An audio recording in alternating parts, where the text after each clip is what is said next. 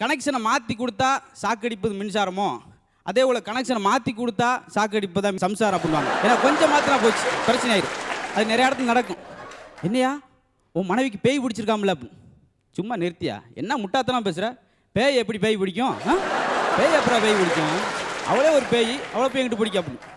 ஏன் உன் மனைவியை வையாத்தில் நிற்க வச்சு டேப்பில் அளந்துருக்கியாமே, ஏன் ஆற்றுல ஓட்டாலும் அளந்து ஓடணும்? இப்போ என்ன இருக்கு, அவள் அங்கே போடணும்னு முடிவு பண்ணிட்டான்.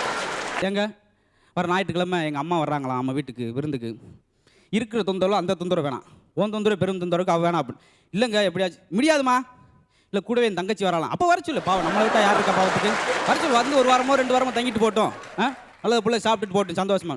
எப்பயாச்சும் சின்ன சின்ன இது கிடைக்கும்போது சந்தோஷமா இருக்குன்னு நினைக்கிறது அப்படி உண்டு. இந்த அம்மா போய் சொல்லியிருக்கு, பார்வதி அக்கா இன்னைக்கு ஒரு நாள் நைட்டுக்கு எனக்கு துணைக்கு வந்து படுவேன் வீட்டில், எங்கள் வீட்டுக்கார் வெளியே போயிட்டார். ஆமாம் உங்களுக்கு இதே வேலையாக போச்சு, நேற்று நீ இல்லைன்னு சொல்லி அவர் துணை கூப்பிட்டாரு, இதே உங்களுக்கு நான் சொல்லி மாற முடியாது போங்க.